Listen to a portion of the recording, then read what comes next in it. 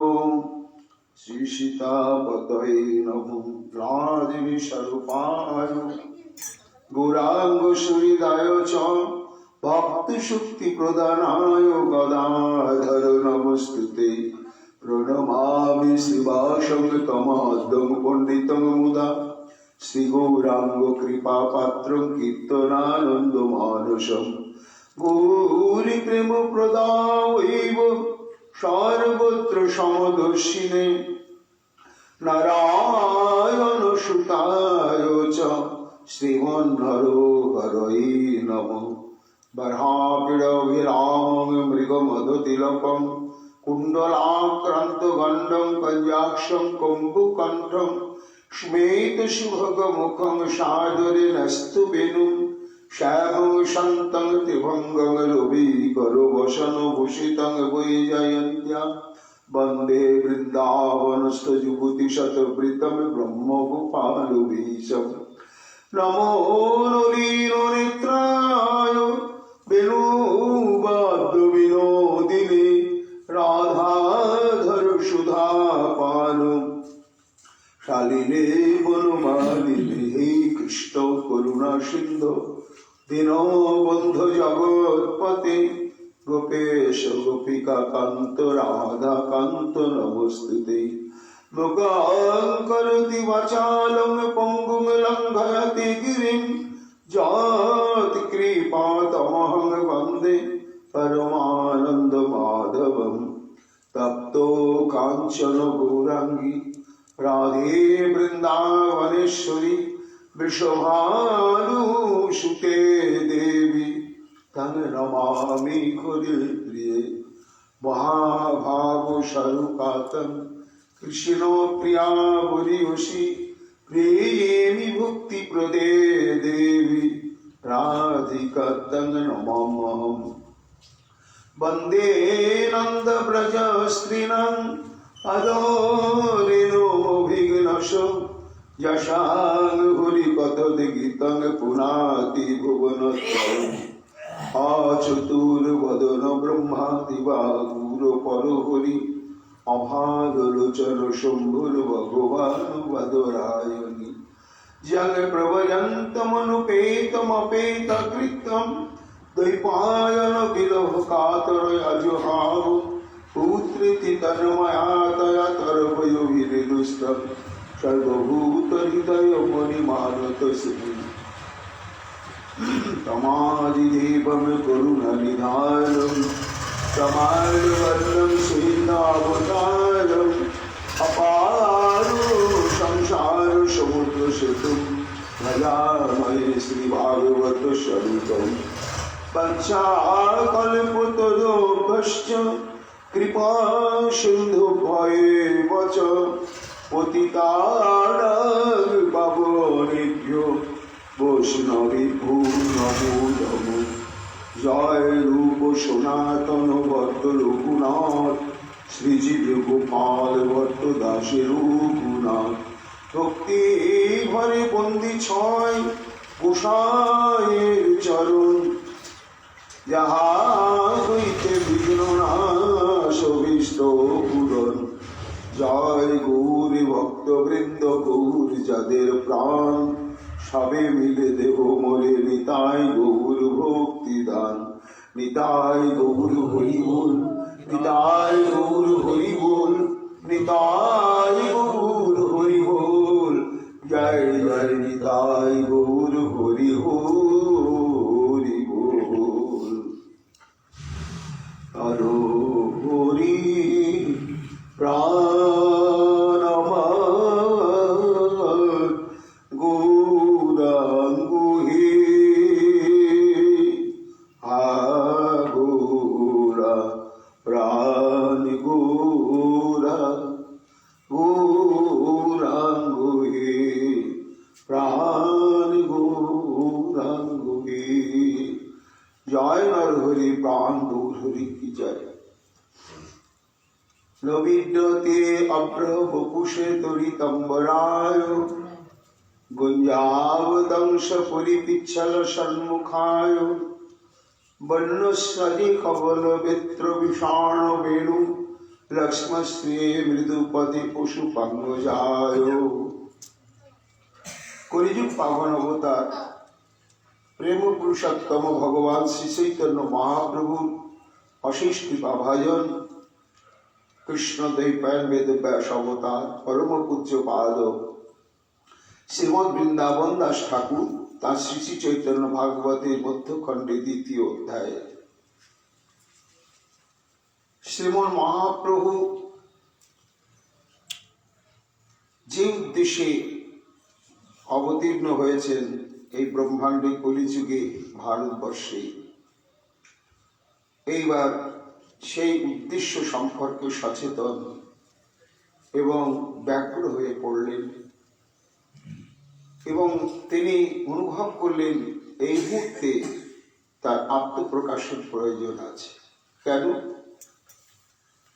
না, তিনি যে মহাসংকীর্তন বিপ্লব শুরু করতে চলেছেন সমগ্র বিশ্বের বুকে, তার জন্য চাই অন্তরঙ্গ পরিকর এবং তারা হবে শ্রীমন মহাপ্রভুর সামগ্রিকভাবে তত্ত্ববেত্তা। তবেই তারা মহাপ্রভুর গুরুত্ব বুঝবেন এবং সেইভাবে পরিপূর্ণ সমর্পণ করবেন। যার জন্য মহাপ্রভু যারা অতীব অন্তরঙ্গজন, তাদের কাছেই নিজের স্বরূপ প্রকাশ করবার জন্য ব্যস্ত হয়ে পড়লেন। এইরকম অন্তরঙ্গ জনের মধ্যে শ্রীধাম নবদ্বীপে সর্বপ্রথম মহাপ্রভু দেখলেন একমাত্র শ্রীবাস পণ্ডিত। তাই শ্রীবাস পণ্ডিতের দ্বারে সেই কোনো ভূমিকা না করে একেবারে উচ্চস্বরে নিজের স্বরূপ উদ্ঘাটন করে বললেন, মুই সেই মুই সেই মুই সেই শ্রীবাস, তুমি কার পূজা করছো, কার ধ্যান করছো? সাক্ষাৎ আমি তোমার দ্বারে দাঁড়িয়ে রয়েছি, আর তুমি মুদ্রিত নয়নে কার ধ্যান করছো? শ্রীবাস পণ্ডিত দ্বার খুলে জামে বৈশ্য পেলতে তেনলভ্য। আহা, প্রভু তাকে অশেষ কৃপা করে নিজের তত্ত্ব সম্পর্কে যাতে অনুভব করতে পারেন সেই শক্তিটিও প্রদান করে দিয়েছেন। শ্রীবাস পণ্ডিত মহাপ্রভুকে বুঝতে পারলেন, ইনি তো সত্যিই সেই, কিন্তু কিভাবে আমি তার সন্তোষ বিধান করব? মহাপ্রভু স্তব করতে বললেন। তখন ভাগবত তত্ত্ববেত্তা, ভাগবত রসিক, ভাগবতগত প্রাণ শ্রীবাস পণ্ডিত ভাগবতে বর্ণিত সেই ব্রহ্মার স্তুতিকে আশ্রয় করে সর্বপ্রথম স্তুতির প্রারম্ভে ভূমিকা স্বরূপ স্তুতি করছেন। আমরা গতকাল গুরু বৈষ্ণবের কৃপায় শ্রবণ কীর্তন করেছি। এইবার কবল বেত্র বিষাণ বেনু লক্ষ্মশ্রী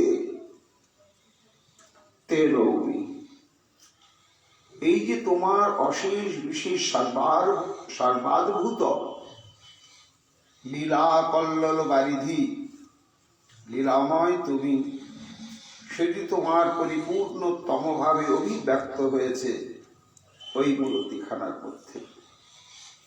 তা এমন যে তুমি লীলাময় প্রভু, তুমি তো আরাধ্য, তাই তোমাকে প্রণাম করছি। তারপরে বলছেন, তে মৃদু পদে নৌমি, হে প্রভু তুমি মৃদু পদ সম্বোধনে পদে, তোমাকে আমি প্রণাম নিবেদন করছি। শ্রীবাস পণ্ডিত সেই ব্রহ্মার উক্তিতে শ্রীমন মহাপ্রভুকে স্তুতি করছেন। কেন না, সেই ব্রহ্মার দৃষ্টিভঙ্গিটি মহাপ্রভুতেও সঞ্চারিত। তাই মহাপ্রভুকে তিনি দেখছেন ব্রজেন্দ্র নন্দন যেই শচীসুত হইল সে অভিন্ন তত্ত্ব মৃদু পদেতে নৌমি।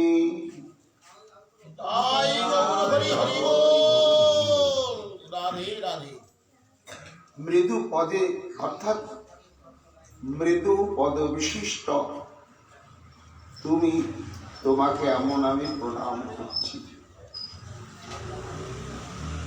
বৃন্দাবন দাস ঠাকুর বলছেন, এই যে প্রথমে নব জলধর কান্তি বিশিষ্ট শ্রীকৃষ্ণকে প্রণাম নিবেদন করলেন, তড়িৎ বর্ণ বস্ত্র পরিহিত শ্রীকৃষ্ণকে প্রণাম নিবেদন করলেন, এবং নবগুঞ্জা শিখি পুচ্ছ বর্ণমালাদিধারী শ্রী গোবিন্দকে প্রণাম নিবেদন করলেন। তারপরে অশেষ বিশেষ লীলাময় স্বরূপকে তিনি প্রণাম নিবেদন করতে করতে ব্রহ্মাজি ভাবলেন, আমি যখন জেনেছি বুঝেছি ইনি একমাত্র সর্বারাধ্য শিরোমণি, আর একে আরাধনা করবার জন্যই কি মানব দেহ কি দেব দেহ সমস্ত দেহ প্রকাশিত হয়েছে, তাহলে কি কর্তব্য না ওই চরণেই পরিপূর্ণ আত্মসমর্পণ কর্তব্য, আর দেরি নয়। ব্রহ্মাটি নিশ্চিত চিত্ত হয়ে মৃদু পদে অর্থাৎ আরাধ্য দেবতার সমস্ত কৃপা শক্তির উৎসই হচ্ছে তার অন্য কোনো অঙ্গ প্রত্যঙ্গ নয়, একমাত্র চরণ। চরণই হচ্ছে অনন্ত অগাধ কৃপা সমুদ্রের আধার উৎস। তাই মৃদু পদে অর্থাৎ মৃদু মৃদু বিক্ষেপ বিশিষ্ট তোমার যে চরণ, এমন তুমি। কি বলতে চাইছেন ব্রহ্মা এবং শ্রীবাস পণ্ডিত মহাপ্রভুকে স্তুতি করার ছলে? না, তুমি যে অহৈতুকী কৃপাময় এই স্বরূপটি, এই যে মৃদু মৃদু পদ বিক্ষেপ বিশিষ্ট যে তোমার স্বরূপ, সেটি কখন না অত্যন্ত শৈশব অবস্থায়। তোমাকে তো শিশু বলা যাবে না, কেন? তোমার থেকে তো আমার জন্ম, তুমি তো পিতা। তা পিতাকে পুত্র কখনো শিশু বলতে পারে? তা পারে না। কিন্তু তোমার ওই শিশু স্বরূপটি অযাচিত করুণা বিতরণের এক অদ্ভুত স্বরূপ, অদ্ভুত স্বরূপ, যা কৈশোর যৌবনাদিতে ওই রকম অহৈতুকী কৃপা বিতরণ হয়নি। মৃদু পদে তে নৌ। গোবিন্দ যেন বলছেন, আরে শিশু শৈশবে তো তার কোনো শক্তি বুদ্ধি থাকে না, তা আমার এই শৈশবের মধ্যে তুমি কি দেখলে অযাচিত কৃপা? হ্যাঁ প্রভু,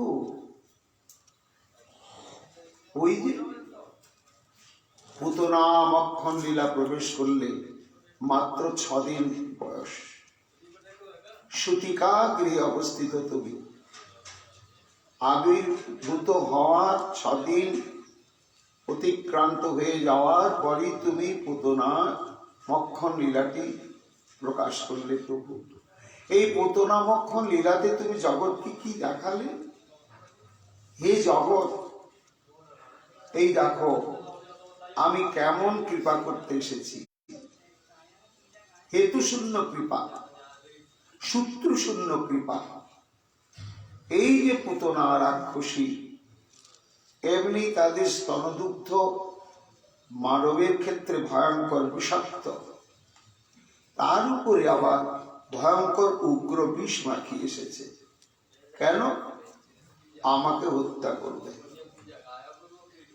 শিশু হত্যার ষড়যন্ত্রে বেরিয়ে পড়েছে পুতনা কংস কর্তৃক প্রেরিত হয়ে। কিন্তু আমি তাকে কি করলাম? কোন স্বীকৃতি প্রদান করলাম? ধাত্রীগতি প্রদান করলাম। গোলকে আমার মাতৃদেবী সহচরী রূপে থাকবে, আমার পরিচর্যা সেবা করবে এবং মাতার ন্যায় আমিও তার স্তনদুগ্ধ পান করব। এইভাবে যে তুমি পুতনাকে, তার কোনো ভজন সাধনের স্বীকৃতি নেই, কোনো না। হ্যাঁ, সাধুসঙ্গ, না সে প্রসাদ ভুজি, না বংশানুক্রমিক ভাবে সদ্বংশে জন্ম, তাকে তুমি অহৈতুকী কৃপা করলে। এই যে কারণ ছাড়াই এত বড় যে তুমি তাকে কৃপা করলে প্রভু, এই হেতুশূন্য কৃপার দৃষ্টান্ত তোমার অত্যন্ত শৈশবেই প্রকাশিত হলো। এটি আমার অন্তরে আশার সঞ্চার করেছে। তাই এমন যে শৈশব স্বরূপ বিশিষ্ট তুমি প্রভু, তোমাকে আমি বারবার নমস্কার জানিয়ে ওই চরণে আমি পরিপূর্ণ আত্মসমর্পণ করছি। মৃদু পদে তে নৌমি, শ্রী ভগবান যেন বলছেন, তা আমি কি চিরকাল শিশু? ব্রহ্মা বলছেন, না প্রভু, মৃদু পদ শব্দের শিশু কেন? না, মৃদু মৃদু পদবিক্ষেপ বিশিষ্ট তারা শিশুই হয়, ছোট ছোট চরণ, এবং তারা অল্প ব্যবধানে পাদ বিক্ষেপ করে। আবার মৃদু শব্দের আর একটি রহস্যময় অর্থ রয়েছে কি না, অত্যন্ত মৃদু শব্দের সুকমল, কোমলাতি কমল চরণ বিশিষ্ট যে তুমি লীলা পুরুষোত্তম, এমন কোমলাতি কোমল চরণ বিশিষ্ট তোমার মধুরাতি মধুর কৈশোর স্বরূপ, সেই কৈশোর স্বরূপ কোমল চরণে আত্মসমর্পণ করে প্রণাম নিবেদন করছি।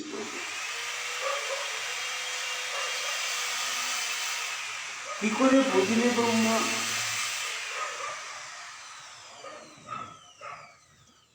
বুঝলাম, তুমি তো বুঝিয়ে দিয়েছ তোমার হৃদ কর্ণ রসায়নী লীলা বিস্তার করে। ওই দেখো গোপীগণের উক্তিতেই প্রকাশিত হচ্ছে মৃদু পদ, অত্যন্ত মৃদু, অর্থাৎ কেমনতর তুমি মৃদুতম চরণ বিশিষ্ট, কোমল চরণ বিশিষ্ট। যাতে সুজাতু চরণাম্বুহরুহং স্তনেষু পিতাহ শনয়ে প্রিয় দধিমহি কর্কশিশু তেন অটভিমটসি তদ্বথতে নকৃংসি কূর্পাধিবির ভ্রমতি ধীর ভগদায়ুষান্ন। গোপী গীতের অন্তিম গীত, নয়নশ্রুতে প্লাবিত সিক্ত হতে হতে শ্রীকৃষ্ণের উদ্দেশ্যে বলছে, তুমি আমাদেরকে দেখা দেবে না, ধরা দেবে না? তাই কি তুমি বন থেকে বনান্তরে আত্মগোপন প্রচেষ্টায় ছুটোছুটি করছো? কিন্তু এই তোমার যে আত্মগোপন প্রচেষ্টায় ছুটোছুটি, এটাও তো আমাদের বেদনাদায়ক। কেন না, এই যে তুমি আত্মগোপন প্রচেষ্টাতে তৎপর হয়ে রয়েছ, তোমাকে পেছনে পেছনে পদবিক্ষেপ করে ছুটতে হচ্ছে। কোন চরণ নিয়ে তুমি ছুটছ? এই শ্যাম সুন্দর তে সুজাত চরণাম্ব রুহং, অর্থাৎ স্বচ্ছ পবিত্র জলে সুজাত, অত্যন্ত সুন্দর রূপে প্রস্ফুটিত, এমন ভাবে নিখুঁত, সেই স্বচ্ছ পবিত্র জলে সুন্দর রূপে প্রস্ফুটিত কোমল, কত নরম হয় পদ্মফুলটি।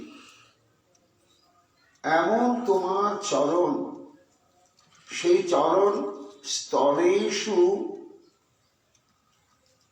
দধিমহি কেমন স্তনেষু কর্কশেষু, আমাদের ওই পর্বতাকৃতি স্তনটি ঠিক যেন কাঠ কঠিন পাষাণ পর্বতের ন্যায় কর্কশ এবং কঠিন।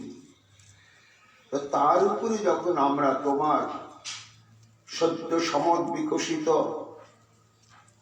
কমল নিন্দিত সুকমল তোমার চরণকে আমরা আমাদের পয়ধরের অগ্রে স্থাপন করতে ইচ্ছা করি, আত্মীয় বিষয় কেন না এই অতীব কঠিন অঙ্গে আঘাতে তোমার চরণে কত না জানি ব্যথা, সেই জন্য আবার স্পর্শ না করিও তো পাইনি। কেন না এই অন্তঃকরণের বিরহরূপ যে উৎকট ব্যাধি, এই ব্যাধির প্রশমনের একমাত্র শক্তিশালী মহৌষধি হচ্ছে কোটিচন্দ্র সুশীতল তোমার ওই চরণের পরশ। ওই চরণের পরশ যতক্ষণ আমাদের এই হৃদয় ভূমিতে না পাবো, ততক্ষণ আমাদের অন্তরের এই সুতীব্র প্রচন্ড তপ্ত হৃদয় শান্ত হবে না, স্নিগ্ধ হবে না, শীতল হবে না। তাই বক্ষে ধারণ করতে হবে। আবার করতে গেলেও তোমার চরণে ব্যথা লাগবে। তোমাকে ব্যথা দিতেও আমাদের ইচ্ছা নয়। আবার ওই আমাদের হৃদয় তো তুমি এই হৃদয়খানা দিয়েছ, কেন এই হৃদয়ের সার্থকতা কোথায় না প্রাণপ্রিয়তম এই শ্যামসুন্দর তোমার চরণ ধারণ করাতে, এই হৃদয়ের সার্থকতা। তো যেই জন্য এই হৃদয় আমরা প্রাপ্ত হয়েছি, সেই উদ্দেশ্য বিফল তো করা যাবে না, চরণকে ধরতেও হবে, আবার তোমার কষ্টও হবে। তাহলে শনৈ দধিমহি কর্ক শিশু, খুব আলতু আলতু আলতু আলতু করে আমরা ধারণ করি। এই জন্য ব্রহ্মা বলছেন, হে প্রভু মৃদু পদে তে নৌমি, তুমি কোমলাতি কোমল চরণ বিশিষ্ট এমন প্রণাম নিবেদন করি। কত কোমল, ওই দেখো গোপীগণের উক্তিতেই তা প্রকাশিত হয়েছে। ও তাহলে আমার চরণ দুটো খুব নরম, এই জন্যই তুমি প্রণাম করছো? নাটা ঠাকুর, শুধু কোমলতা গুণের জন্যই প্রণাম করছি তা নয়, ওটি তো গুণ বটে, ওটি হচ্ছে স্বরূপ লক্ষণ। স্বরূপ আর তটস্থ দুই প্রকার লক্ষণ হয়। আকৃতি প্রকৃতিতে জানি স্বরূপ লক্ষণ। চরণটি কেমন না রক্ত কোকোনদবৎ টকটকে লাল, আর কেমন না পদ্ম ফুলের চাইতে অত্যন্ত কোমল, এই হচ্ছে তার স্বরূপ লক্ষণ। এর জন্যই কেবল আমি যে প্রণাম করছি তা নয়, এর তটস্থ লক্ষণ সেইখানে আমি অনুভব করে প্রণাম করছি, ওটাতে আমার বেশি স্বার্থ। তা আমার এই নরম চরণে তুমি কি এমন বৈশিষ্ট্য দেখলে? একটা দুটো নয়, অনেক। কি প্রণত দেহি নাম পাপ কর্ষণম, ওই কোমলাতি কোমল অত্যন্ত সুমসৃণ চরণের কি গুণ জানো? প্রণত দেহি নাম পাপ কর্ষণম, ঘাত প্রতিঘাতে জর্জরিত হতে হতে হতে হতে সাধুগুরু বৈষ্ণবের শুভ কৃপা দৃষ্টি সম্পাদে যখন কোন জীব অনুভব করতে পারে যে জগতের ত্রাতা ছাড়া, ওই গোবিন্দ ছাড়া ত্রাতা আর কেউ নেই, পরিত্রাণকারী আর কেউ নেই, তখন সে একেবারে অকপট মনোবৃত্তি নিয়ে কায় মন এবং বাক্য একত্রিত করে গোবিন্দ তোমার হলাম। এই বলে যারা ওই চরণে পরিপূর্ণ আত্মসমর্পণ করে, পাপ কর্ষণ। তোমার এই নরম নরম চরণ কি অদ্ভুত না! ওই চরণে সমর্পিত চিত্ত সে মহা মহা পাতকী, কিন্তু চরণকে আশ্রয় করে ফেলেছে। তাই তোমার ওই চরণ কি করে? পাপ কর্ষণম, সমস্ত পাপ রাশিকে কর্ষণ করে একেবারে নিঃশেষ করে চিরকালের জন্য মহাপবিত্র করে দেয়। এটি হচ্ছে তটস্থ লক্ষণ তোমার চরণের প্রভু। শুধু তাই নয়, প্রণত কামদম,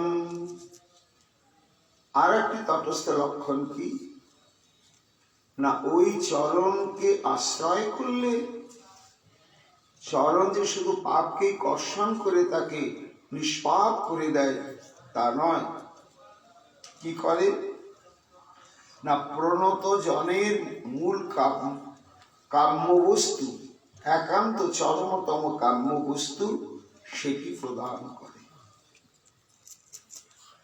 তাহলে চরণে যারা আত্মসমর্পণ করে তাদের একমাত্র চরম কাম্য বস্তু কি হতে পারে? তারা তো নিষ্কাম আত্মসমর্পণকারী, কোনো চাওয়া পাওয়া স্বার্থগন্ধ নিয়ে তারা গোবিন্দের চরণে আত্মসমর্পণ করেনি। তাহলে তো তারা নিষ্কাম, তাদের তো কোনো কামনাই নেই। তা প্রণত কামদম বলছো কেন? গোবিন্দ যেন বলছে, মানে প্রণত জনে ওই কান্তি কাম পূরক তোমার ওই চরণ। ব্রহ্মা বলছে, হ্যাঁ প্রভু, নিষ্কাম নিষ্কাম বলা হয়, কিন্তু নিষ্কাম হলে কি চলবে? না, কাম থাকতে হবে, অর্থাৎ কামনা থাকতেই হবে।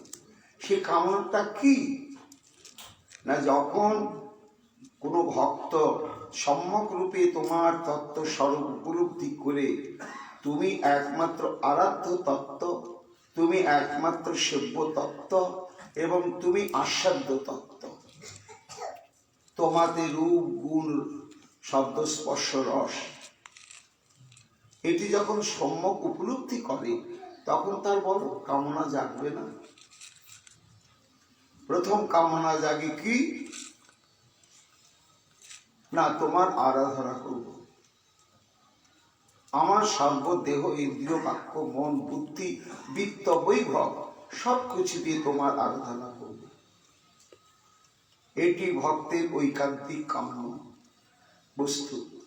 দ্বিতীয় হচ্ছে কি, তোমার সেবা। তুমি এই সুন্দর মন দিয়েছ, বাক শক্তি দিয়েছ এবং সেবা করার উপযুক্ত ইন্দ্রিয় সমূহ প্রদান করেছ, এসব তো তোমার। সুন্দর দেহ ইন্দ্রিয়গণ হৃদয়ে দিয়েছ প্রেম রতন, নহে তো আমার সবই যে তোমার ওই যুগল চরণের সেবায় লাগাতে। তাই প্রণত তোমার চরণে পরিপূর্ণ আত্মসমর্পিত ভক্তের দ্বিতীয় কাম্য বস্তু হচ্ছে সবকিছু দিয়ে তোমার সুখৈক তাৎপর্যময়ী সেবা অধিকার পাওয়া। আর তৃতীয় কাম্য বস্তু হচ্ছে যে তোমার এই যে সমস্ত মাধুর্য রয়েছে, রূপ মাধুর্য, অধরামৃতে আছে রস মাধুর্য, অঙ্গে আছে গন্ধ মাধুর্য, তোমার বাক্যে আছে শব্দ মাধুর্য, আর তোমার চরণ সেবা দিতে স্পর্শ মাধুর্য। এইভাবে রূপ রস গন্ধ শব্দ স্পর্শ, এই পঞ্চবিধা বিষয় বা আস্বাদ্য মাধুর্য তোমাদের নিত্য, এবং জীব আত্মার মধ্যে প্রত্যেকটি জৈবিক সত্তার মধ্যে এই মাধুর্য ভগবত মাধুর্য ভোগের অত্যন্ত কি কামনা রয়েই গেছে। আর ভগবানের এখানে সার্থকতা। জগতে যদি রসগোল্লা ভোগ করার জন্য কেউই না থাকতো, তাহলে রসগোল্লার জীবনটা কি সার্থক হতো? তা হতো না। যখন কেউ ভোগ করে তখন রসগোল্লা নিজেকে কৃতকৃতার্থ মনে করে। তাই ভগবান জানেন যে আমার ভেতরে এই পঞ্চবিধা মাধুর্য অনাদি অনন্ত কাল থেকেই রয়েছে, কিন্তু এই সার্থকতা কখন না প্রেমিক ভক্ত আপন আপন প্রেমের অনুরূপ আমার এই মাধুর্যগুলো যখন আস্বাদন করে, তখনই আমার এই মাধুর্যময় মূর্তি সার্থক হয়। ভক্ত যখন আমার রূপে তন্ময় হয়ে সমুদ্রে ডুবে গিয়ে আস্বাদন করতেই থাকে, তখন ভগবান ভাবে হ্যাঁ আমার এই রূপ মাধুর্য সার্থক হলো। ভক্ত আমার এই রূপ মাধুর্য প্রাণ আস্বাদন করছে। এই জন্য প্রণত কামোদম, তোমার চরণের আর একটি তটস্থ লক্ষণ হচ্ছে কি না ভক্তের এই যে ত্রিবিধা কামনা, তোমাকে আরাধনার জন্য, তোমাকে সেবা করার জন্য, আর তোমার মাধুর্য আস্বাদনের জন্য। এই ত্রিবিধা কামনাটি পূরণ করে তোমার এই চরণ। তাই প্রণত কামোদম, এমন চরণ বিশিষ্ট যে তুমি, তে নৌমি, আমি প্রণাম করি প্রভু। হলো তো? না, হয়নি। ব্যাসমুনি বলছেন শুরু হয়েছিল তে অপ্রবপুষে, তে নৌমি ইট্টে, আর সমাপ্ত হচ্ছে পশু পঙ্গজায় তে নৌমি। এটি হচ্ছে অন্তিম বিশেষণ এবং স্তুতির অন্তিম মন্তব্য বা বক্তব্য। সেটি কি না এমন পদবিশিষ্ট আরাধ্য তুমি, আরাধনার বাসনা তীব্র, কিন্তু আরাধনার জন্য তো মহাজন পরম্পরায় পথ চাই। স্বেচ্ছাচারী হয়ে তোমার পেছনে যদি কেউ তোমাকে ধরবার জন্য ছোটে, কোনোদিন ধরতে পারবে না, কখনোই পারবে না। তাহলে যাদের কাছে তুমি ধরা পড়েছ, তারা যেভাবে তোমাকে ধরতে পেরেছে সেই পথকে অনুসরণ করতে হবে, তবেই তোমাকে ধরা যাবে। এই জন্য বলছেন বৃন্দাবন দাস ঠাকুর, ব্যাস শ্রীবিষ্ণু ব্রহ্মার অন্তঃকরণ প্রাপ্ত হয়ে শ্রীবাস পণ্ডিত স্তুতি করছেন। সেই ব্রহ্মার দৃষ্টিভঙ্গিতে শ্রীমন মহাপ্রভুকে সাক্ষাৎ ব্রজেন্দ্র নন্দন অনুভব করে। চরণটাই তো একমাত্র কাম্য, কিন্তু ওই চরণকে পাবো কি করে? আমি ছুটে ছুটে তাকে পেতে পারবো না। তাহলে যারা পেয়েছেন, তাকে বাঁধতে সক্ষম হয়েছেন, এইরকম জগতে যদি কেউ থাকে, তাদের অনুগত হতে পারলে তাকে পাওয়া যাবে। এই শেষ উপসংহারে সেটি ব্যক্ত করছেন। পশু পাঙ্গ জায়তে নৌমি, পশুপ অঙ্গ যায়, অঙ্গজ অর্থাৎ পশুপ শব্দে হচ্ছে নন্দ মহারাজ। নবলক্ষ পশু বা ধেনুকে যিনি পালন করেন, তিনি হচ্ছেন গোকুলের অধিপতি মহারাজ নন্দ। এই নন্দের অঙ্গজাতকে বা আত্মাজাতকে নাম শ্রী গোবিন্দ। এই জন্য পুত্র বা কন্যাকে অঙ্গজ বা অঙ্গজা, আত্মজ বা আত্মজা বলা হয়। তাই তুমি সেই নন্দনন্দন, তে নৌমি, তোমাকে আমি প্রণাম করি। গোবিন্দ যেন বলছেন এতক্ষণে খুব ভালো কথা বললে আমার খুব সুখ হলো শুনে। কেন না, তুমি যে আমাকে প্রণাম করতে গিয়ে আমার পিতাকে স্মরণ করলে, পিতাকে জড়িয়ে নিলে, সেই জন্য আমার চরম সুখ হচ্ছে। বৃন্দাবন দাস ঠাকুর বলছেন, ভক্তগণ কেন করলেন ব্রহ্মাজি আর শিবাস পণ্ডিত আবার সেটাই মহাপ্রভুর ক্ষেত্রে বলছে না। কে বেঁধেছে সে গোবিন্দকে? ওই নন্দ মহারাজ আর ওই মা যশোমতী, যার জন্য ব্রহ্মা মুগ্ধ হয়ে গিয়ে ঘোষণা করেছেন, ধন্য ধন্য ধন্য আমি তাদেরকে বন্দনা করি, সেই যশোমতী নন্দ মহারাজকে, যাদের অঙ্গনে পূর্ণ ব্রহ্ম সনাতন চিরকালের জন্য বাধা পড়ে বিহার করছে। কিভাবে ধরেছেন? ঐশ্বর্য জ্ঞান শূন্য, বাৎসল্য প্রেম শৃঙ্খলে এমন ভাবে বেঁধেছেন, আর ছুটতে পারলেন না শ্রী গোবিন্দ।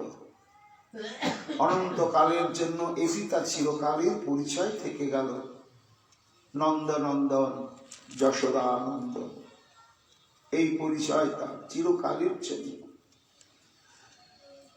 তাহলে দৃষ্টান্ত হচ্ছে, যেমন কোনো মানুষ যদি পাখি ধরতে চায়,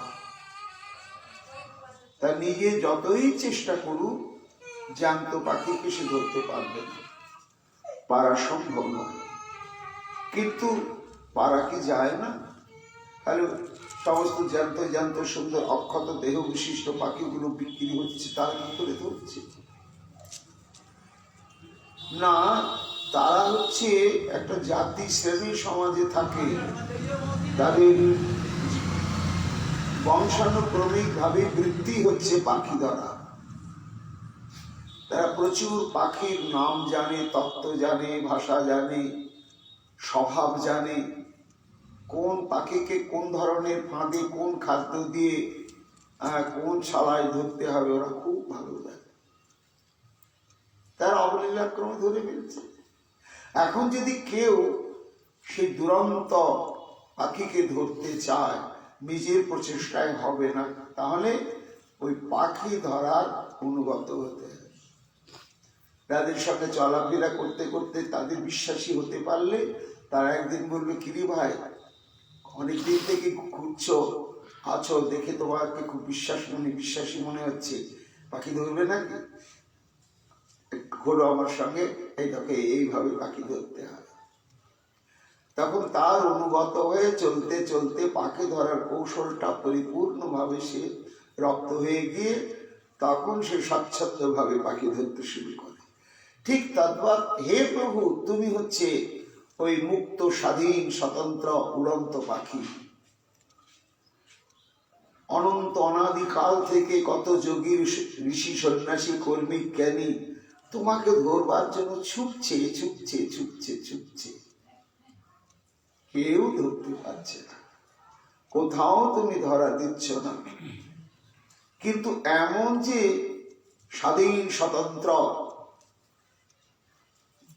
একেবারে নাগালের বাইরে এমন পাখিকে ধরেছে কে? ওই দেখো পাখি ধরা শিকারী নন্দ মহারাজ এবং মা যশোমতী। কেমন ধরে ফেলেছে, যাওয়ার উপায় নেই। বিশাল বিশাল পাদুকা খড়ম মাথায় করে বইছে শ্রী গোবিন্দ। মা যশোমতী চপেটাঘাত, কত তাড়ন ভৎসন, ভীত সন্ত্রস্ত হয়ে সহ্য করছে। ওই কেশবন্ধনের রজ্জু, চুল বাঁধা ফিতে কি এমন শক্ত, তিনি পরিপূর্ণ ভগবত্তা শক্তি প্রয়োগ করেও ছিঁড়তে পারলেন না। তাহলে কোন প্রেম শৃঙ্খলে অধরা পাখি সেই গোবিন্দকে ধরে ফেলেছে? আমি যদি ধরতে চাই, ব্রহ্মা চিন্তা করলেন, তাহলে পাখি ধরার মধ্যে নন্দ মহারাজ একজন, তার অনুগত হতে পারলে নিশ্চয় তোমাকে ধরা যাবে প্রভু। এই জন্যই পশু পাঙ্গ জায়তে নৌমি, এই বলে শিবাস পণ্ডিত সেই ব্রহ্মার কথিত প্রথম স্তুতিটি নিবেদন করলেন পুষ্পাঞ্জলি রূপে ভাবাবিষ্ট স্বরূপে আবিষ্ট শ্রীমন মহাপ্রভুর চরণে। তারপরে এবার নিজের ভাষায় স্তুতি আরম্ভ করলেন শিবাস পণ্ডিত দাঁড়িয়ে দাঁড়িয়ে কলরগ্নিকৃত বাসে। বিশ্বম্ভর চরণে আমার নমস্কার, নবঘন যিনি বর্ণ পীতবাস যার। ব্যাসাবতার বৃন্দাবন বলছেন, দেখো শিবাস পণ্ডিতের আবার নিজের ভাষায় যখন স্তুতি করছেন, অর্থাৎ ওই ব্রহ্মা কর্তৃক স্তুতির যেন অনুবাদ করছেন নিজের ভাষায়, কিন্তু সেইখানে বলছেন না বিশ্বম্ভর চরণে আমার নমস্কার। অর্থাৎ গৌর রাশি নক্ষত্র গুণে পড়ে নীলাম্বর চক্রবর্তী নাম রেখেছেন বিশ্বম্ভর। নাম প্রেম দিয়ে জগৎকে যিনি ভরণ পোষণ করে চলেছেন বিশ্বম্ভর। এমন যে গৌর স্বরূপ, তোমাকে নমস্কার, কিন্তু আসলে তুমি গৌর না, কে বটে? নবঘন যিনি বর্ণপীত বাস যার। শচীনন্দন পায়ে মোর নমস্কার, নবগুঞ্জা শিখি পুচ্ছ ভূষণ যাহার। তারপরে আবার বন্দনা করছেন বিশ্বম্ভর সম্বোধন করার পরে শচীর নন্দন, তুমি শচীনন্দন, মায়ের নামটাকে নিজে আগে বসিয়ে তুমি নাম ধারণ করেছ। কেন? মাতৃস্নেহ বুকে নিয়ে। কিন্তু আসলে তুমি কোন তত্ত্ব? নবগুঞ্জা শিখি পুচ্ছভূষণ যাহা।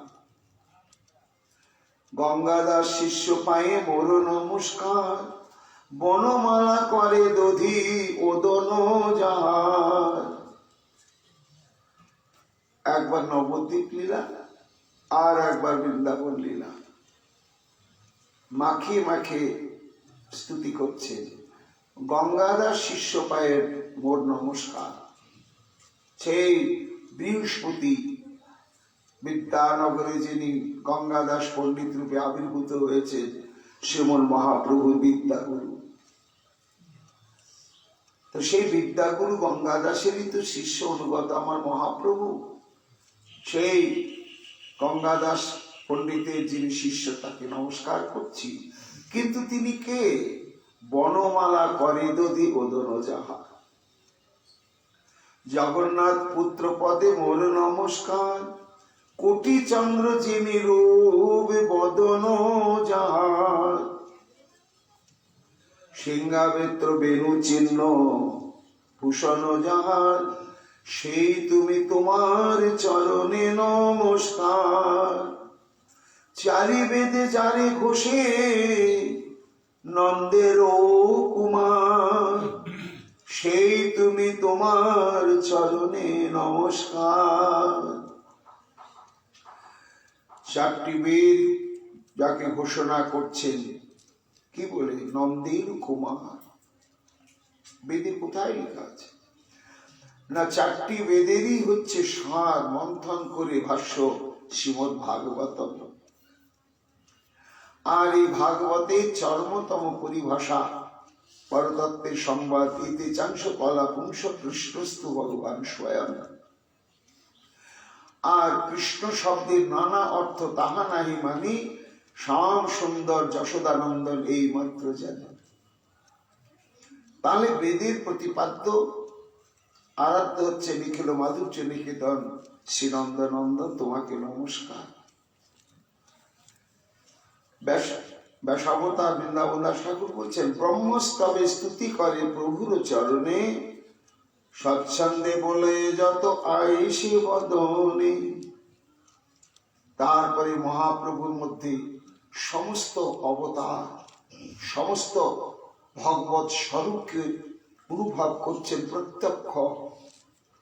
শ্রীবাস পণ্ডিত, তুমি বিষ্ণু, তুমি কৃষ্ণ, তুমি চক্ষেশ্বর, তোমারও চরণ উদক গঙ্গা তীর্থ বর। তুমি সেই পরম বোমাধিপতি বিষ্ণু তত্ত্ব, তুমি আবার সেই কৃষ্ণ সর্বযজ্ঞেশ্বর। তোমার পাদদভূতা পুণ্য সলীলা পতিত পাবনী গঙ্গা জগতের সমস্ত পাপী তাপীকে উদ্ধার করে চলেছে। জানকী বল্লভ তুমি, তুমি নরসিংহ, অজভব আদি তোর চরণের ভৃঙ্গ। যা যা অনুভব করছে, অর্থাৎ মহাপ্রভু যেমন যেমন স্বরূপ উদ্ঘাটন করে প্রমাণ করে দিতে চাইছেন, কেন আমি সেই বলেছি, একমাত্র তুমি আমার অন্তরঙ্গজন শ্রীবাস, তাই একে একে আমি সেই, মানে আমি কোন তোমাকে প্রত্যয় দেওয়ার জন্য আমি তোমাকে দেখাচ্ছি শুধু। তাই যখন যখন যে স্বরূপ প্রকাশ করছেন মহাপ্রভু, শ্রীবাস পণ্ডিত প্রত্যক্ষ সেটি অনুভব করে তদনুরূপ স্তুতি করছে। তুমি জানকী বল্লভ, মহাপ্রভুর দিকে তাকিয়ে দেখছেন, কি সেই প্রভু সাক্ষাৎ জানকী বল্লভ, প্রভু রামচন্দ্র। অর্থাৎ মহাপ্রভুতে রামচন্দ্রতে কোনো ভেদ নেই। তারপরে দেখছি মহাপ্রভুর মধ্যে কি, আমি ঘরের দরজা বন্ধ করে যে নৃসিংহদেবকে আরাধনা করছিলাম, এই তো সম্মুখে সাক্ষাৎ সেই নৃসিংহ ভগবান দণ্ডায়মান রয়েছে, উৎফুল্লিত। তুমি নরসিংহ, অজভব আদি তোর চরণের ভিঙ্গ। তুমি যে বেদান্ত বেদ্য, তুমি নারায়ণ। হে প্রভু, তুমি একমাত্র বেদের অন্ত বেদ্য। অর্থাৎ বেদ কাকে বলছে? একে নয়, একে নয়, একে নয়, একে নয়, একে নয়, এরকম ভাবে সিদ্ধান্ত করতে করতে করতে করতে অন্তে শেষ জায়গায় যখন পৌঁছে গিয়েছে, তখন একটি তত্ত্বকে সে বেদ্য মানে জানতে পারল। সেটি কোন তত্ত্ব? তোমাকে। এই জন্য তুমি বেদান্ত বেদ্য। প্রমাণ হচ্ছে শ্রুতিতে আছে, সর্ববেদা যদ পদমানন্তি তপাংসি সর্বাণি চ যদ বদন্তি যদিচ্ছন্দ ব্রহ্মচর্য সরন্তি তত্তে পদং সংগ্রহেণ ব্রবীমিম ওম ইত্যেতৎ। নচিকেতা বাজশ্রবা মুনির পুত্র। তা বাজশ্রবা মুনি একবার দান সত্র খুলেছেন, দান করে দিচ্ছেন সব, যে যা চাইছে অকাতরে দান করে যাচ্ছে। এখন শিশু নচিকেতা, সে ভাবছে বাবা তো দান করে দিচ্ছে সবই, তাহলে আমাকেও দান করবে, আমাকে তো দান করে দিবে, কিন্তু আমাকে কাকে দান করবে? শিশু তো কৌতূহল, মাঝে মাঝে গিয়ে বলছে, ও বাবা তুমি সবাইকে তো দিয়ে দিচ্ছ সবকিছু, তা আমাকে তুমি কাকে দান করবে? বাবা শুনে না শুনে আবার চালিয়ে যাচ্ছে দান যজ্ঞ। ও বাবা বলো না, তুমি আমাকে কাকে দান করবে? একটু বিব্রত বোধ করছেন ছেলের বায়নাক্কা শুনে।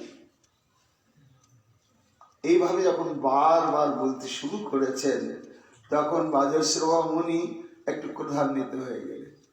মূর্খ ছেলে, তোকে আর কাকে দান করবো, যা তোকে জমকে দিয়ে দিলাম। এখন নচিকেতা ওটাই সত্য ভাবলেন যে ও বাবা তো আমাকে জমকে দিয়ে দিলেন, তাহলে তো আমি এখন জমে, আর তো আমি বাবার নয়, তাহলে এখন আমাকে জমলোকে যেতে হবে। তখন চলতে শুরু করলেন। চলতে চলতে চলতে চলতে ভগবত ইচ্ছায় সত্যি সত্যি যমলোকে পৌঁছে গেলেন। সেই মুহূর্তে যম তো আবার পিতৃপুরুষ, এই জন্য মাঝে মাঝে তাকে পিতৃলোকে যেতে হয়। তা উপস্থিত ছিলেন না। 3 দিন অনাহারে নচিকেতা যমালয়ে যমের দর্শনের জন্য অপেক্ষা করে পড়েই থাকলেন। 3 দিন অতিক্রান্ত হওয়ার পরে ধর্মরাজ যম এসে উপস্থিত। আরে একটা জ্যান্ত নরশিশু যমালয়ে চলে এসেছে, এত তার তপস্যা শক্তি, এ তো অদ্ভুত ব্যাপার। আসলে কি তপস্যার শক্তিও বটে, আর এই যে বাজশ্রবা মুনি তিনি তো মহা আধ্যাত্মিক শক্তি সম্পন্ন। এই যে তার বাক্য যমকে দিয়ে দিলাম, এই মহা সাধকের বাক্য সেটা কখনো মিথ্যা হবে না। কাজে বাক্য শক্তিতেই তাকে যমালয়ে নিয়ে এসে পৌঁছে দিয়েছে। আশ্চর্য, 3 দিন তুমি অপেক্ষা করছো। অহো, কি চাও তুমি নচিকেতা, কি চাও? তোমার তো এখনো মৃত্যুযোগ আসেনি, অনেক অনেক পরমায়ু আছে, তোমাকে আবার পৃথিবীতে ফিরে যেতে হবে। কিন্তু তুমি এমন এক জায়গায় এসেছ, তুমি যা চাইবে তাই তুমি পাবে, আর আমি তোমাকে দিতে পারলে কৃতার্থ হব। তখন নচিকেতা বললেন, হে যম ঠাকুর, আমি কিচ্ছু চাই না, কোনো চাওয়া পা প্রত্যাশা নিয়ে আসিনি। পিতা আমাকে দান করেছে তোমার হাতে, তাই আমি এসেছি তোমার হতে। কিন্তু তুমি আবার আমাকে কিছু চাইতে বলছো, তাহলে জন লব্ধান অপরম মন্যে, যাকে পেলে আর কিচ্ছু পাওয়ার প্রয়োজন হয় না জীবনে, সেই বস্তুটি কি, কে, কেমন, সেটি যদি প্রদাতব্য হয় আমাকে, তাহলে তাই দান করুন, আর আমি অন্য কিছু চাইনি। তা সে তো হচ্ছে একমাত্র পরম ব্রহ্ম শ্রী ভগবান। তাই তার স্বরূপ কেমন, তাকে আমি আমার ইন্দ্রিয় কার্যরূপে কি করে পাবো? তখন সেই তত্ত্ব বলতে গিয়ে যম নচিকেতাকে এই কথাই বলেছেন, সর্ববেদা যৎ পাদম আমানন্তি, নিখিল বেদ শাস্ত্র যাকে অনুসন্ধান করে করে পরম আরাধ্য রূপে অনুভব করতে পেরেছেন, তপাংসি সর্বাণি চ যৎ বদন্তি, নিখিল ব্রহ্মাণ্ডের কঠোর কঠোর তপস্বী যার চরণ ধ্যানে প্রাপ্ত হওয়ার জন্য কঠোর তপস্যা করে চলেছেন, যদিচ্ছন্দ ব্রহ্মচর্য চরন্তি তত্ত্বে, ব্রহ্মচারীগণ কঠোর ব্রহ্মচর্য ব্রত নিয়ে যাকে জানবার জন্য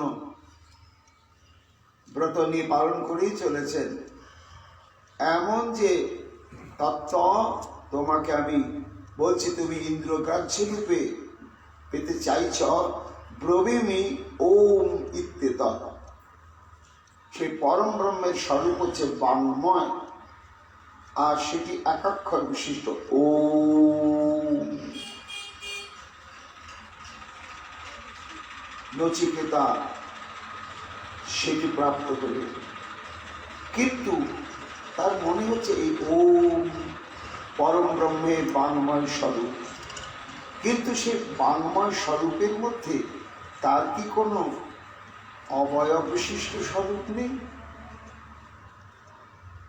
এটা খুব চিন্তা করতে লাগলেন। করতে করতে তার পরিচয়টি পরবর্তীতে প্রাপ্ত হলেন গীতার বাণীতে।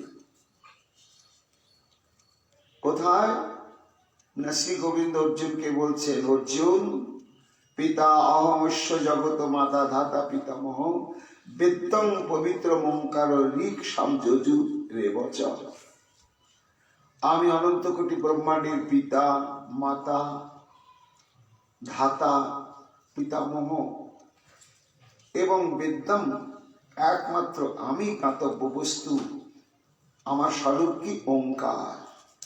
কে বলছেন? শ্রীকৃষ্ণ বাচা।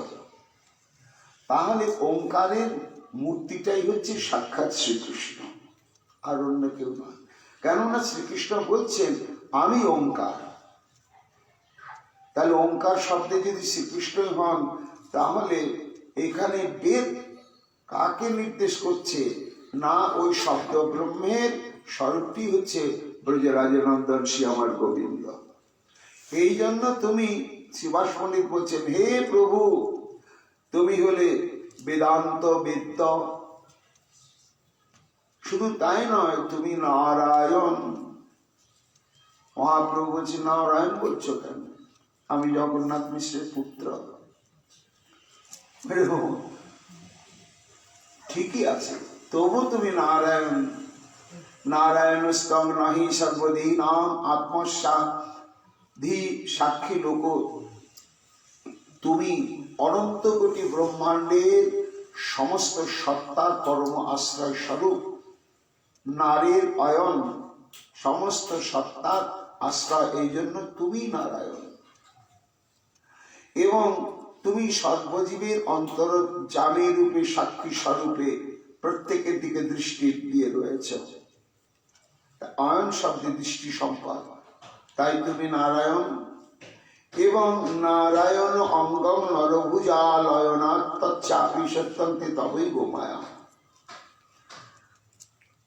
এবং তুমি সমস্ত ব্রহ্মাণ্ডের অন্তর্যামী স্বরূপ, এই জন্য তুমি নারায়ণ।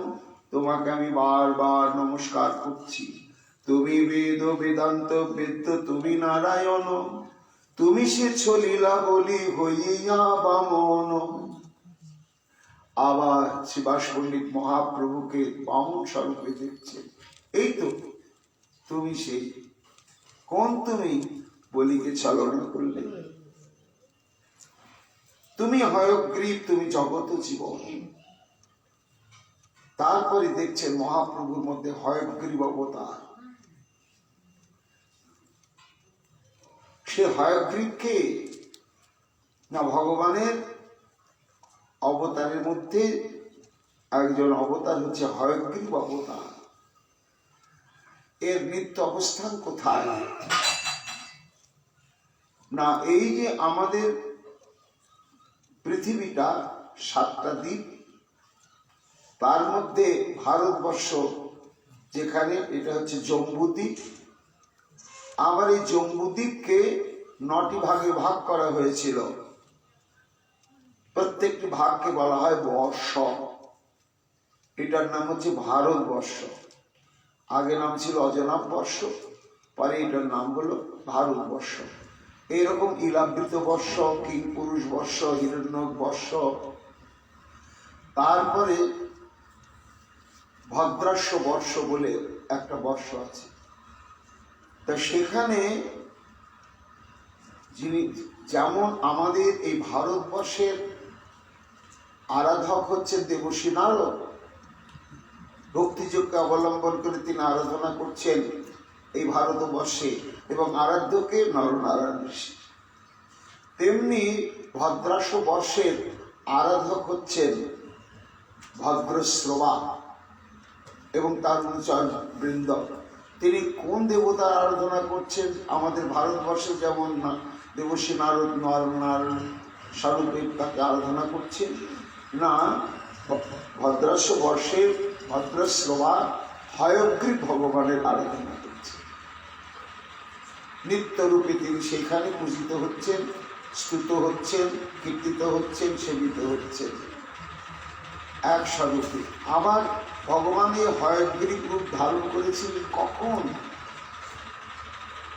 না, বিষ্ণুর অঙ্গমল থেকে সৃষ্টি হয়েছিল মধুকৈটব, এবং তারা বেদকে হরণ করে একেবারে রসাতলে নিয়ে চলে গিয়েছিলেন। এইবার ব্রহ্মা স্তুতি করতে শুরু করলেন শ্রী ভগবানের। তখন শ্রী ভগবান হয়গ্রীব রূপ ধারণ করে গিয়ে তাদেরকে নিধন করে বেদকে উদ্ধার করে নিয়ে এসে ব্রহ্মার হাতে অর্পণ করলেন। এই হচ্ছে হয়গ্রীব মহাপ্রভু কে সেই হয়গ্রীব স্বরূপে দর্শন করে বলছে, তোমাকে প্রণাম প্রভু, তুমি হয়গ্রীব, তুমি জগত জীবন, তুমি নীলাচল চন্দ্র সবারও তারণ, তুমি নীলাচল চন্দ্র। মহাপ্রভু স্বরূপ প্রকাশ করেছে নীলাচল চন্দ্রে, অর্থাৎ শ্রী জগন্নাথ দেবে। মহাপ্রভুর মধ্যে প্রত্যক্ষ জগন্নাথ দেব দেখতে পাচ্ছে। তাহলে কি সত্যি সত্যি যিনি জগন্নাথ তিনি আমাদের গৌর সুন্দর? তাই দেখছেন শিবাস পণ্ডিত, আর শিবাস পণ্ডিতের এই দেখাটা সত্যি রূপান্তরিত হয়েছিল নীলাচল লীলাতে। একজন প্রত্যক্ষ দেখেই ফেললেন, ধরা পড়ে গেলেন ভগবান তার কাছে, আত্মগোপন করে লোকে থাকতে পারবেন না। কোথায় আছে না, এই চৈতন্য ভাগবতে অন্তখণ্ডে সেটি বর্ণিত করা রয়েছে। মহারাজ প্রতাপরুদ্র রথাগ্রে অবস্থান করছেন, মহাপ্রভুর নিত্য উন্মাদ অবস্থা দর্শন করছেন। হ্যাঁ, মহাপ্রভু একটি মহাপুরুষ, তিনি পূর্ণ ব্রহ্ম সনাতন, তিনি সবকিছু, এটি সম্যক উপলব্ধি হয়নি প্রতাপরুদ্র।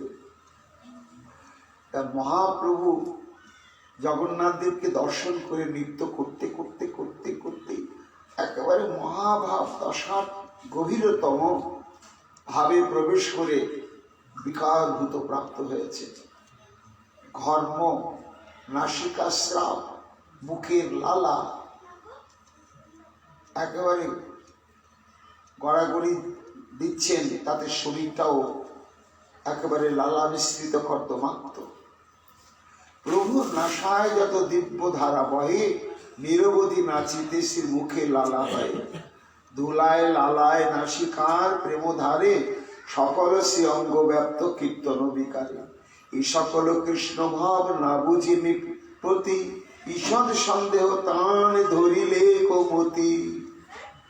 প্রতাপরুদ্র দেখি ভাবছে, এটা তো মিলল না, এটা কি প্রেম? প্রেম নয়, এটা তো ব্যাধি। ছি ছি ছি ছি, শরীরটা একেবারে লালাতে নাসিকা স্রাবে মেখে যাচ্ছে, এই আবার কেমন? একটু প্রাকৃত বুদ্ধি শিখিয়েছে, কিন্তু কারো কাছে প্রকাশ করলেন না মহারাজ প্রতাপরুদ্র।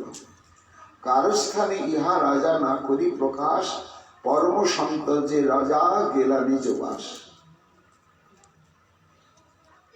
সমাপন হয়ে গেল রথযাত্রা, এইবার নিজ গৃহে গিয়েছেন রাজপুরীতে। প্রভুরে দেখিয়া রাজা মহাসুখী হইয়া, থাকিলেন গৃহে গিয়া শয়ন করিয়া। মহাপ্রভুর দিব্য উন্মাদ অবস্থা দর্শন করে সুখ হয়েছে, কিন্তু এই মুখের লালা, ঘর্ম, নাসিকাস্রাব এই সমস্ত মেনে নিতে পারছেন না। ওইসব চিন্তা করতে করতে গিয়ে শয়ন করেছেন। আপনে শ্রী জগন্নাথ ন্যাসী রূপ ধরি, নিজে সংকীর্তন ক্রীড়া করে অবতরী। বৃন্দাবন দাস ঠাকুর বলছেন যে তখনও বুঝতে পারেননি প্রতাপরুদ্র যে সেই সাক্ষাৎ জগন্নাথই মহাপ্রভু কীর্তন করছেন সন্ন্যাসী রূপ ধারণ করে।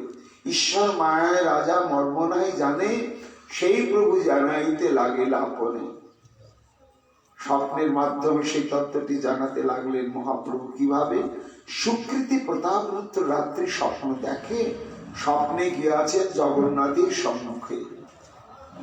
গভীর নিদ্রায় আচ্ছন্ন হয়ে স্বপ্নে দেখছেন, আমি দণ্ডবত প্রণাম করতে একেবারে গর্ভ মন্দিরে প্রবেশ করেছি জগন্নাথে। তো মহারাজ প্রতাপরুদ্র প্রণাম করতে গর্ভ মন্দিরে যাবেন, কে বাধা দেবে? কেউ বাধা দেননি। তার নিরালা গর্ভ মন্দিরে গিয়ে জগন্নাথকে দেখছেন। কি দেখছেন? দেখে জগন্নাথ অঙ্গ ধুলাময়, আর দুই শ্রী নয়নে যেন গঙ্গা ধারা বয়। দুই নাসিকার জল পড়ে নিরন্তর, শ্রীমুখের লালা পড়ে তিতে কলবর। দেখছেন সাক্ষাৎ জগন্নাথের অশ্রু, নাসিকা স্রাব, মুখের লালা একেবারে বেদিটা প্লাবিত করে মেঝেতে গড়িয়ে গড়িয়ে পড়ছে। স্বপ্নে রাজা মনে চিনতে এ কিরূপ লীলা, বুঝিতে না পারে জগন্নাথের কি খেলা। এই তো রূপ আমি কোনোদিন দেখিনি। জগন্নাথ চরণ রাজা স্পর্শিতে চায়, অধিকার আছে। সেই প্রতাপ ইন্দ্রদুম্নের আমল থেকে রাজা স্পর্শ করতে পারেন, তাই স্পর্শ করতে গিয়েছেন জগন্নাথকে, স্বপ্নে দেখছেন। জগন্নাথ বলে রাজা এ তো না জুয়ায়। জগন্নাথ কথা বলছে, মহারাজ এই আমাকে ছিল না, স্পর্শ করো না, এমন ভাবে বলেছেন থতমত খেয়ে গিয়েছে মহারাজ প্রতাপ রুদ্র। বারণ করছেন, শোনো রাজা, কর্পূর কস্তুরী গন্ধ চন্দন কুমকুমে লেপিত তোমার অঙ্গ সকল উত্তমে। তুমি আমাকে ছুটে আসে, তোমার নিজের দিকে দেখো, তুমি তো রাজা, আবার তুমি সাধারণ জনসাধারণের মধ্য থেকে রাজা হওনি, বংশানুক্রমিক রাজা। আগে তুমি যুবরাজ ছিলে, তখনও তুমি অঙ্গে চন্দন কুমকুম এবং সুগন্ধ দ্রব্য প্রচুর তুমি কৈশোর বয়স থেকেই অভ্যস্ত হয়েছ। এবার রাজা যখন হয়েছ তখন আরো তো সমস্ত দ্রব্য তুমি ব্যবহার করছো, তোমার অঙ্গ থেকে সুগন্ধ বেরোচ্ছে। এমন যে তুমি সুগন্ধ দ্রব্য সুমের দ্বারা চর্চিত লেপিত অঙ্গ দেখছো, ধুলো কাদা, এই নাসিকা স্রাব লালা মাখা আমার শরীর, চিচি চিচ্ছিল না। আমার শরীর দেখো ধুলো লালাময়, আমার পরশী থেকে তোমার যোগ্য হয়। আমি যে নাচিতে আজি তুমি গিয়াছিলা, ঘৃণা কইলে মোর অঙ্গে দেখি ধুলা লালা। আমি নাচতে গিয়েছিলাম একটু প্রকাশ্যে পথে, রাজপথে, আর আমার এই ধুলো লালা দেখে তুমি আমাকে ঘৃণা করলে। সেই ধুলা লালা দেখো সর্বাঙ্গে আমার, তুমি মহারাজা, মহারাজারও কুমার, আমার স্পর্শী থেকে তোমার যোগ্য হয়। এত বলি ভৃত্য চাহি হাসে দয়াময়, ছিল না বলে জগন্নাথ অদ্ভুত রহস্যময় হাসি হাসছেন। সেই ক্ষণে দেখে রাজা সেই সিংহাসনে চৈতন্য গোসাই বসে আছেন। দেখছেন সিংহাসনে জগন্নাথ দেব নেই, সাক্ষাৎ মহাপ্রভু সিংহাসনে বসে রয়েছে। সেই মতো সকল শ্রী অঙ্গ ধুলাময়, রাজারে বলেন হাসি যেত যোগ্য নয়। সিংহাসনে আর জগন্নাথ নেই, ধুলো মাখা অঙ্গে চৈতন্য মহাপ্রভু, তিনিও জগন্নাথের মতো মুচকি হেসে হেসে যেন বলছেন প্রতাপ রুদ্রকে, তুমি যে আমারে ঘৃণা করি গেলা মনে, আর তুমি আমার পরশিবা কি কারণে? ঘৃণা করে যে তুমি চলে গেলে বাড়িতে, এখন আবার আমাকে ছুতে এসেছ। আমার এই নোংরা মুখের লালা, নাসিকা স্রাব মাখা কর্দমাক্ত শরীর। এই মতো প্রতাপ রুদ্রের কৃপা করি হাসিছি গৌরাঙ্গ সুন্দর নরহরি। রাজার হইল কতক্ষণে জাগরণ, জাগিয়া লাগিলা রাজা করিতে ক্রন্দন।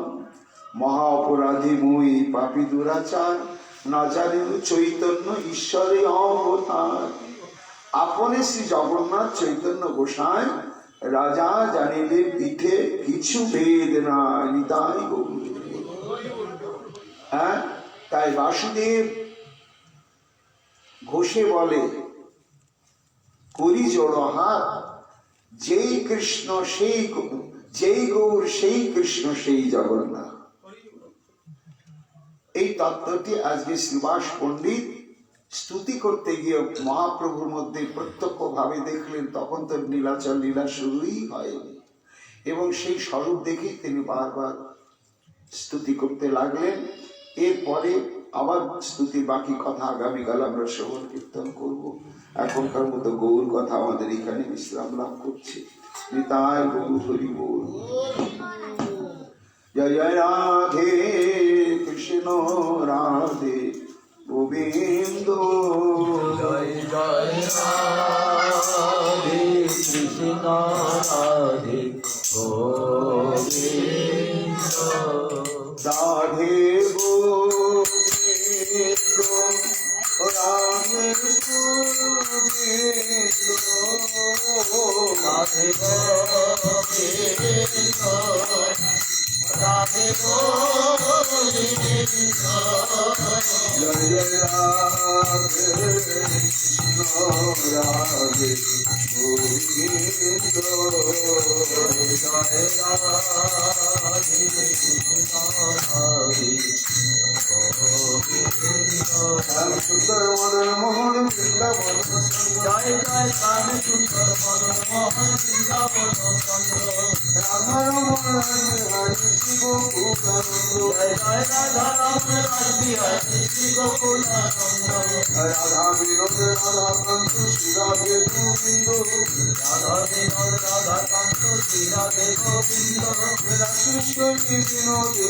ভানু কুল চন্দ্র, জয় রাধে দেবী বিনোদে ভানুকুল চন্দ্র, আমার ললিতা বিশাখায় যত শক্তি বৃন্দ, জয় ললিতা বিশাখায়াতি যত শক্তি বৃন্দ, রূপ মঞ্জুরি অতি মঞ্জুরি হরম, জয় শ্রী রূপমঞ্জরি রতি মঞ্জরি রতন, আর পূর্ণমাসী কুণ্ডলতা জয় বিরাবৃন্দ, জয় পূর্ণমাসী সুন্দরতা জয় বীরাবৃন্দ, তাদের দিলে যুগল চরণারবিন্দ, তবে নিলে দেহ যুগল করুণা গোবিন্দ, যেন আকুল প্রাণে গাইতে পারি হারাধে গোবিন্দ, যেন আকুল প্রাণে গাইতে পারি হারাধে গোবিন্দ, জয় রাধে জয় রাধে জয় রাধে জয় রাধে জয় রাধে